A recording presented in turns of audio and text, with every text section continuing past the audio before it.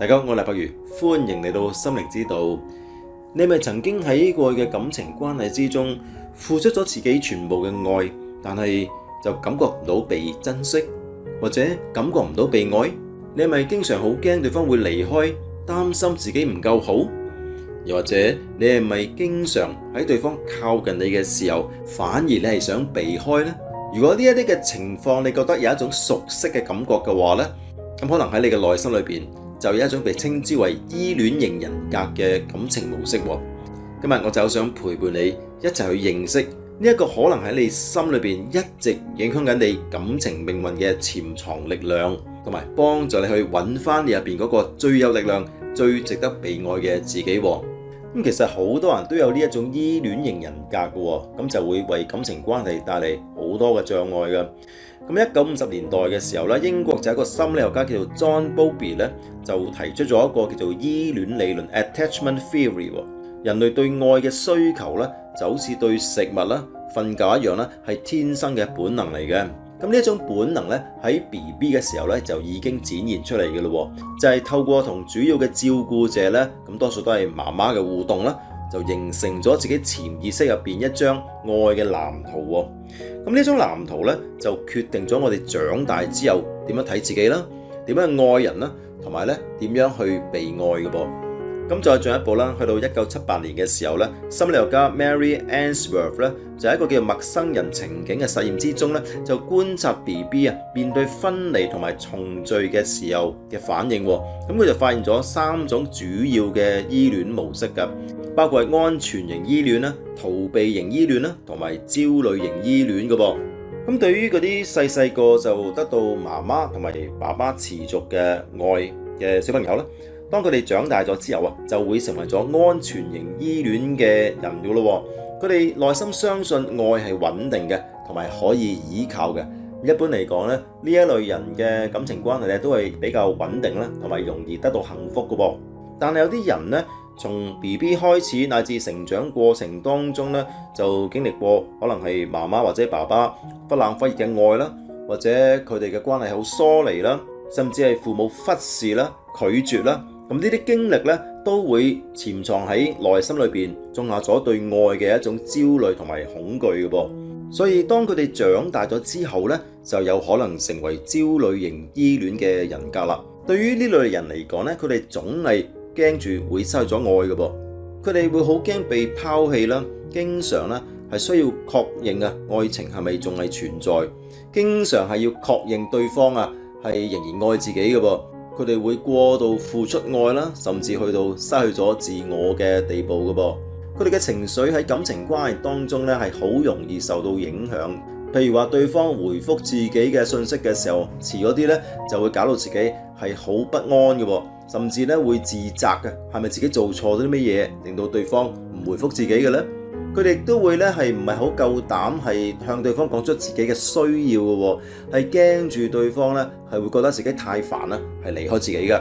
同埋佢哋係會忍受對方嘅冷落啦，乞求對方嘅愛啦，只係期望對方唔好離開自己。呢一類焦慮型依戀人格嘅核心信念咧，就係佢哋會相信咗我係唔夠好嘅，我係唔值得被愛，所以我必須要付出更多嘅愛，先至能夠留住對方嘅。咁當然啦，呢一類焦慮型人格喺感情關係當中係咪真係享受嗰份嘅幸福甜蜜嘅感覺呢？當然就唔係啦。至於另一類逃避型依戀嘅人格呢，佢哋一般嚟講喺感情關係之中都係比較理性嘅。面對情緒衝突嘅時候呢，總係會冷處理啦，或者係會逃避嘅噃。而當對方一旦變得親密嘅時候呢，自己內心就會開始感到壓力，同埋會排斥對方嘅噃。佢哋一邊係好想被愛啦，但係一邊咧就經常喺關係裏邊咧保持距離，唔敢咧係真正打開自己嘅內心嘅噃。咁呢一類人格咧喺佢哋過去嘅人生經驗當中咧，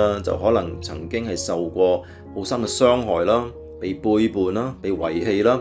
又或者喺情感上面咧係從未真正係被理解過喎。咁為咗自我保護，避免自己再受傷害嘅話咧，佢哋係會容易進行所謂情感切斷。當佢哋覺得一段關係有風險啦，會帶嚟痛苦啦，會帶嚟壓力嘅時候咧，佢哋係會不不自覺咁樣咧係關閉咗自己嘅情感，突然間喺對方面前會表現得好冷酷啦，係無視對方嘅感受啦，只係祈求自己嘅安全嘅噃。咁佢哋未必係有心對對方殘忍嘅，只係佢哋喺過去人生經歷當中咧就學識咗咧唔去感覺，因為過去嘅感覺太過痛苦啦，所以佢哋只好封閉咗自己入邊嗰種共情嘅能力，即係同理心啦，甚至咧係對對方嘅痛苦咧係麻木不仁嘅噃。所以如果面對呢一類逃避型依戀嘅伴侶咧，有時候會覺得啦，明明大家嘅關係充滿愛嘅，但係突然間咧對方會變得好冷淡，甚至乎係無情嘅喎。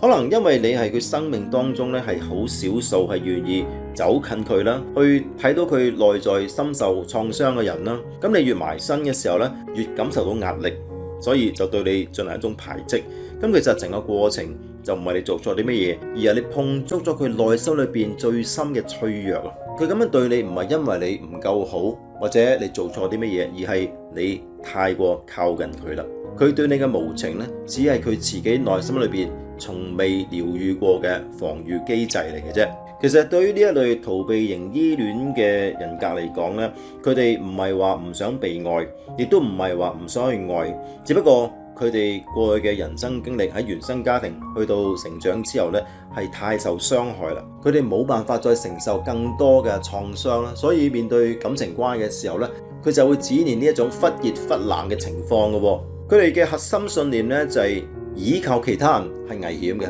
我只能夠去依靠我自己嘅啫。所以要同呢一類人格去建立一份穩定嘅長久嘅親密關係嘅話咧，對方必須要係一個好有包容能力啦，好識得去理解對方嘅痛啦。佢係好需要一個有智慧啦，同埋成熟穩重嘅人咧。咁樣呢一類逃避型人格咧，先至會感受到一份安全，同埋能夠同你咧係持續咁樣去發展呢段關係㗎。咁最後一種咧就稱之為混亂型嘅依戀人格啦。咁呢一種人格係融合咗焦慮型同埋逃避型兩種依戀人格嘅痛苦嘅噃。呢類人喺感情關係當中咧，一方面渴望被愛啦，但係另一方面咧，好懷疑愛係會再次令到自己受傷害嘅噃。咁喺關係裏邊咧，會好容易產生好激烈嘅情緒啦，同對方反覆咁樣拉扯啦，好容易好深就愛上咗一個人，但係亦都好容易咧係親手破壞一段親密關係嘅噃。佢唔知道點樣好好去愛，亦都唔知道自己到底值唔值得被愛，所以感情關係當中咧，佢哋嘅內心係非常之混亂嘅。佢哋唔係唔想去愛，而係從來都冇經歷過乜嘢叫做健康嘅愛。如果你有以上呢一啲嘅性格模式嘅話咧，咁喺感情關係當中就比較大機會咧係會帶嚟幾多嘅痛苦嘅。如果發現自己嘅感情關係咁多年以嚟經常都係產生好多嘅問題嘅話咧，就需要揾一個有經驗嘅心理治療師啦，去幫自己進行有關一啲嘅深層嘅療愈啦，或者係參加一啲令到自己心靈得到康復療愈嘅課程啦。咁除非自己嘅內心咧係重新充滿愛啦，同埋得到療愈，否則嘅話咧，感情關係只會一再重複過去痛苦嘅模式嘅啫。咁以下落嚟咧，我就設計咗一段自我嘅對話啦，係某程度上咧係能夠幫助自己嘅內心帶嚟療愈，令到自己重新充滿愛嘅。咁大家可以一路聽嘅時候咧，一路就喺內心裏邊帶住愛，同自己嘅內在小孩對話，你會係好感覺到愛帶嚟嘅療愈。親愛嘅我，你曾經喺愛裏邊覺得好攰、好驚。一方面你好想被愛，但係另一方面又好驚會再次受到傷害。唔係因為你唔夠好，而係因為你曾經喺最需要被愛嘅時候被忽略。你曾經好渴望被擁抱、被肯定、被愛，但係過去一次又一次嘅經歷都令你失望，甚至傷心欲絕。我知道過去嗰啲嘅傷害唔係你有意去傷害人，你只係用你所能夠用嘅方式去保護自己。唔好俾嗰啲唔值得你去愛嘅人奪走咗你寶貴嘅自我價值。其實喺其他人嘅眼中，你有好多值得欣賞同埋值得去愛嘅特質。我想你重新接受翻你自己，係一個值得被愛嘅人。你可以喊，我唔會離開你，我一直會陪伴你，喺你身邊去傾聽你嘅感受。我真係好想再次擁抱你，話俾你知，你係值得被愛，值得溫柔咁樣對待。等我哋今日重新開始，一齊療癒，一齊學習愛嘅真諦。我會一直陪伴你，直到你唔再懷疑，直到你相信你係值得被愛。我好想話俾你知，無論過去發生過啲乜嘢，你依然係值得被愛。